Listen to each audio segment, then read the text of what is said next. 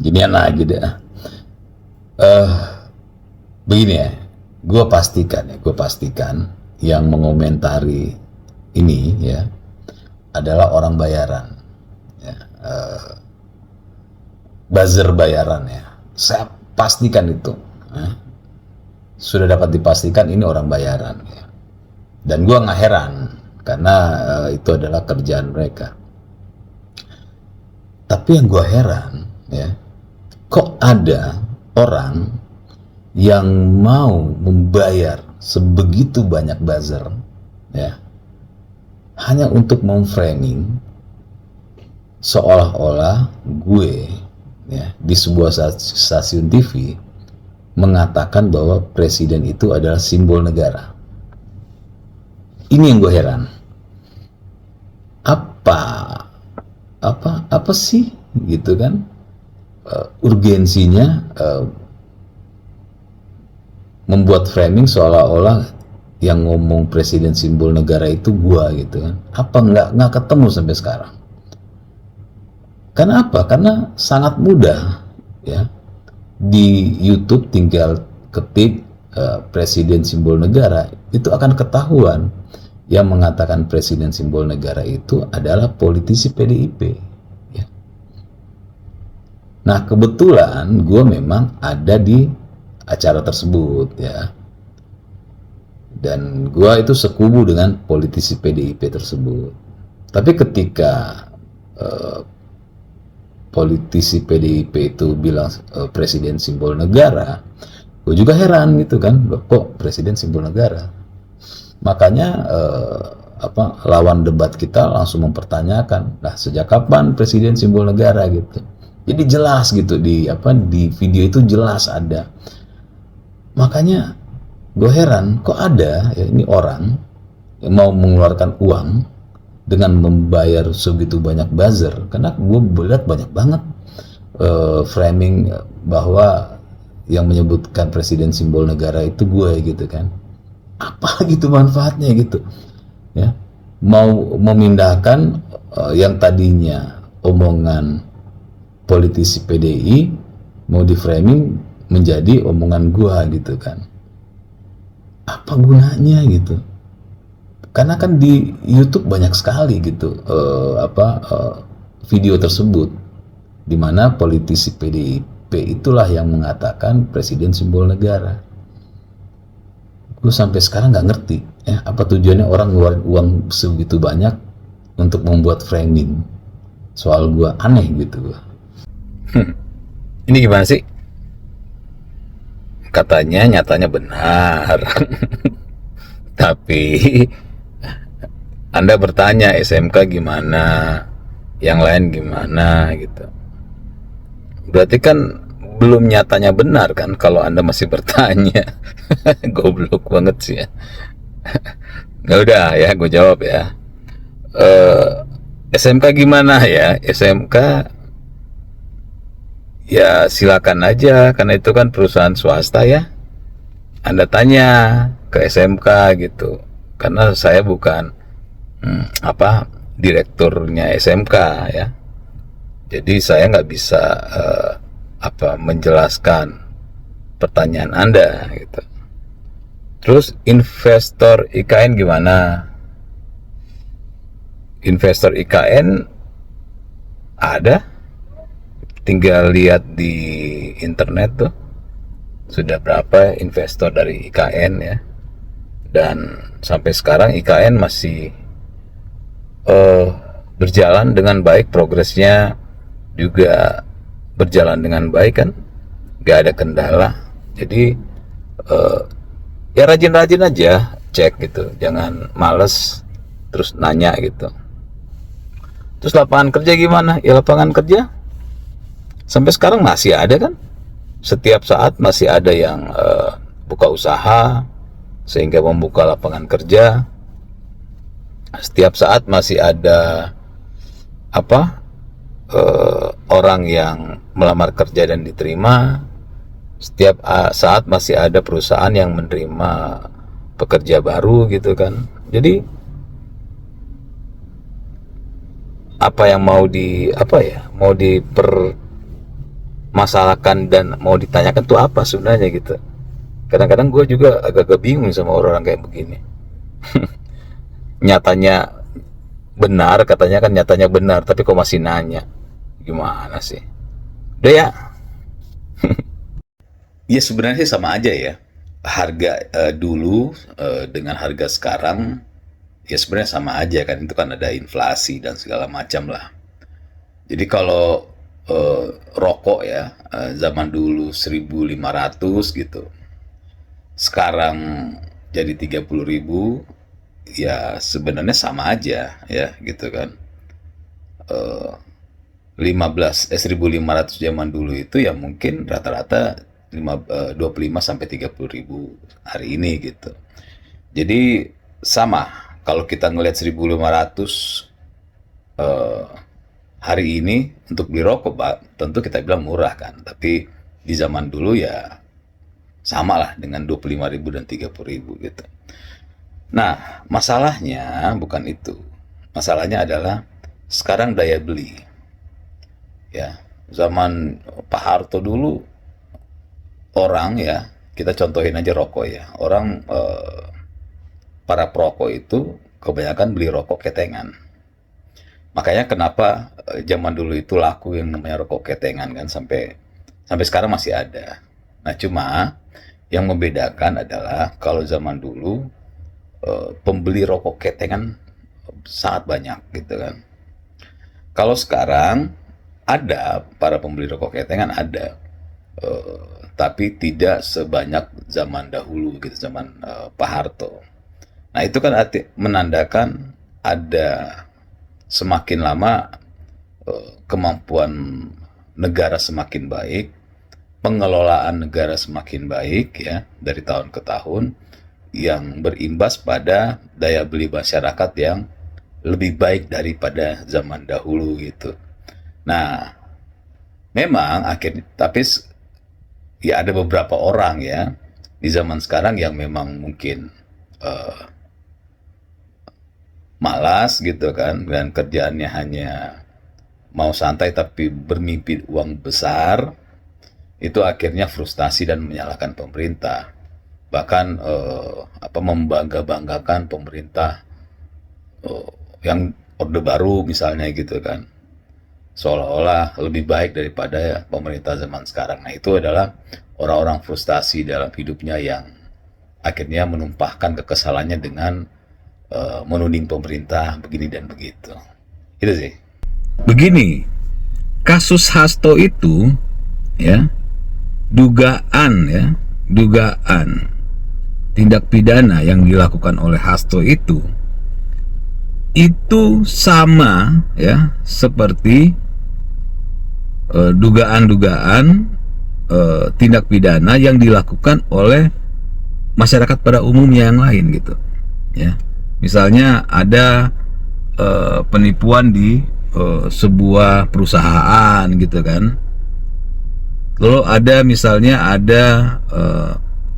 penipuan di antar teman gitu kan. Dan akhirnya diproses hukum gitu. Jadi kasus Hasto itu sama seperti kasus masyarakat pada umum lainnya gitu. Nggak ada yang spesial, kasusnya sama ya. Hasto itu diduga melakukan tindak pidana itu karena urusan dia pribadi dengan dengan kubunya sendiri gitu ya, dengan lingkungannya sendiri ya, bukan dengan negara gitu. Sama seperti misalnya dugaan tindak pidana penipuan di sebuah kantor ya, itu terjadi ya di lingkungannya dia sendiri, antar mereka gitu. Nah, Hasto pun begitu gitu, antar mereka. Jadi bukan hal yang spesial sehingga mau disebutkan kriminalisasi gitu. Nah, kalau akhirnya kriminalisasi ini bisa digunakan untuk meloloskan seseorang ya dari jerat hukum, maka maling motor, maling rumah yang di dalam rumah gitu kan, penipuan di kantor, penipuan tetangga, penipuan uang arisan misalnya, maka ketika dipidana mereka akan bilang bahwa kami dikriminalisasi oleh negara gitu. Boleh dong. Kenapa kasus Hasto boleh menggunakan kata kriminalisasi, sedangkan misalnya kasus penipuan uang arisan nggak boleh gitu?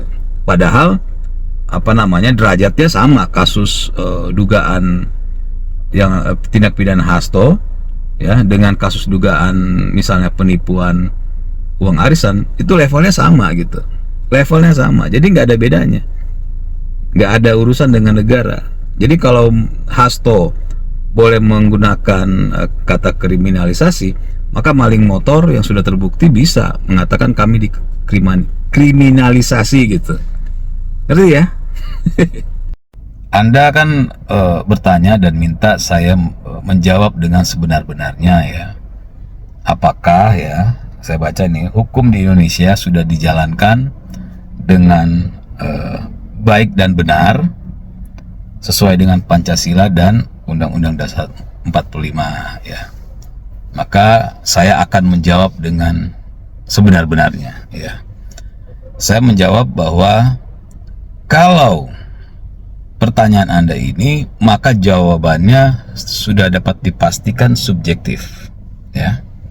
Kenapa? Kalau saya mengatakan sudah dijalankan dengan benar ya, maka akan ada yang mengatakan bahwa belum benar dengan alibi-alibinya. Kalau saya mengatakan sudah belum benar dijalankan, maka akan ada yang membantah dengan alibi-alibinya. Begitupun kalau saya mengatakan sudah lebih baik, maka akan ada juga yang membantahnya. Jadi semuanya subjektif. Orang yang menang ya, misalnya dalam sebuah kasus dia menang ya, maka dia akan mengatakan bahwa hukum sudah sesuai dengan Pancasila dan Undang-Undang Dasar 45, sudah dijalankan sesuai dengan hal itu. Kalau yang kalah, tentu dia akan mengatakan bahwa hukum belum sesuai dengan semangat Undang-Undang Dasar 45 dan Pancasila. Jadi ini saya bilang subjektifnya. Akan ada yang membantah dan memiliki pandangan tersendiri. Nah, yang objektif itu adalah kalau pertanyaannya apakah hukum di negara ini sudah sesuai dengan Pancasila dan Undang-Undang Dasar 45. Nah, kalau itu pertanyaannya, itu bisa dijawab secara objektif dan terukur, yaitu tentu sudah. Kenapa sudah? Karena kalaupun ada yang namanya peraturan misalnya di bawah undang-undang yang dianggap melanggar undang-undang, sudah ada lembaga yang namanya MA yang akan memantau dan mengoreksi. Begitupun kalau ada undang-undang yang dianggap melanggar Undang-Undang Dasar 45, sudah ada lembaga yang memantau dan bisa mengoreksi, yaitu Mahkamah Konstitusi. Jadi itu ya jawabannya, semoga dapat menjadi pencerahan. Terima kasih. Gini deh ya, logikanya aja begini nih. Kita lihat ya, ada ibu-ibu ya yang demo sesuatu yang tidak mereka mengerti ya, dan ternyata yang mereka demo adalah sesuatu yang sama sekali nggak ada hubungannya dengan mereka ya. Teriak-teriak di jalanan ya. Misalnya saya pernah dilihat dulu undang-undang apa, KPK atau apalah ya, kan yang nggak ada urusan sama mereka ya. Coba bayangkan sesuatu yang nggak ada urusan dengan mereka, mereka mau panas-panasan, bahkan hujan-hujanan ya, panas kepanasan, hujan kehujanan, lalu mereka dengan biaya sendiri datang untuk sesuatu yang mereka nggak ketahui dan untuk sesuatu yang nggak ada hubungannya dengan kehidupan mereka sehari-hari, ya. Lalu mereka demo. Masuk akal apa enggak kalau mereka demo untuk hal itu, ya, meninggalkan keluarga dan nggak dibayar? Ya kan nggak mungkin gitu, ya. Mereka pasti mau melakukan itu, ya, karena ada bayarannya dan sudah bukan lagi menjadi rahasia bahwa demo-demo yang kebanyakan sekarang ini ya memang demo-demo yang sudah bisa dibilang tidak murni gitu kan, karena sesuatu yang mereka lakukan yang tidak ada hubungannya dengan mereka, yang tidak ada kerugiannya bagi mereka, terus mereka lakukan, kan nggak mungkin gitu. Nah, jadi untuk saat ini kita melihat demo-demo sekarang ini, makanya orang udah nggak peduli, udah apatis ya, karena mereka tahu, ya, melakukan demonstrasi untuk sesuatu yang sebenarnya ya tidak real gitu kan. Ada kepentingan para elit yang menggunakan masyarakat yang seperti itu gitu kan. Bahkan mungkin termasuk ada misalnya ya tokoh-tokoh yang ikut mau terlibat di situ walaupun nggak nyambung, yang penting kan bisa ngejual gitu kan, diri mereka bisa tampil, ya mereka memanfaatkan aja. Jadi ya demo-demo sekarang ini udah bisa dibilang nggak real ya, dan ya begitulah. Ya sudah sering ya kita semua membaca, ya, mendengar orang-orang yang model seperti ini yang menyalahkan hukum ya, dengan kata sudah jelas hukumnya bermasalah gitu kan. Padahal kan yang bermasalah adalah mereka ya. Kenapa? Karena mereka ya sudah diberikan kesempatan dalam proses hukum di negara ini untuk ya menyanggah, ya membuktikan, memberikan dalil di pengadilan. Ya, di pengadilan itu kan tidak memutuskan langsung secara sepihak, tapi tentu ada perdebatan ya, baik yang pelapor maupun terlapor gitu kan, memberikan alibi ya, saling menyerang pendapat satu dan lain, memberikan bukti, menyanggah bukti yang ada gitu kan. Jadi sudah sangat jelas ya proses hukum di negara ini. Artinya proses hukum di negara ini tidak simsalabim ya, asal-asalan, pokoknya kalau nggak seneng ya salah-salah aja gitu. Nah inilah yang terjadi di kita, bahwa ketika ya misalnya orang yang dia dukung atau orang yang mereka junjung ya ternyata misalnya maling gitu kan, sudah ada bukti-buktinya di pengadilan, sudah begitu terkuak gitu ya, akhirnya tapi mereka tetap tidak mau terima gitu kan, pokoknya junjungannya nggak salah, akhirnya ngotot lalu tapi mereka tidak punya bukti apapun, mereka ngotot aja ya. Itu orang-orang frustasi yang akhirnya mengeluarkan pendapat-pendapat aneh ya, dengan menuding hukum di negara ini ya. Mereka tidak terima ya bahwa apa yang terjadi di negara ini, bukti-bukti yang ada di negara ini yang sudah disampaikan di dalam pengadilan merugikan junjungan mereka atau orang yang mereka dukung. Ya nggak masalah ya, yang pasti kalau mereka tidak terima ya nggak apa-apa. Tapi kalau sampai mereka melakukan hal-hal ya di luar dari proses hukum, apalagi sampai melanggar hukum, ya tentu bisa diproses kan. Orang-orang seperti ini yang membuat kegaduhan, menuduh hukum di negara ini bermasalah, tapi mereka tidak pernah mampu membuktikan. Toh ya di pengadilan kalau sudah diputuskan bersalah, masih ada jalur lain kan yang bisa dipergunakan kalau memang benar-benar nggak bersalah. Ya silakan aja dipergunakan, bukan malah koar-koar nggak jelas seperti itu, gitu ya.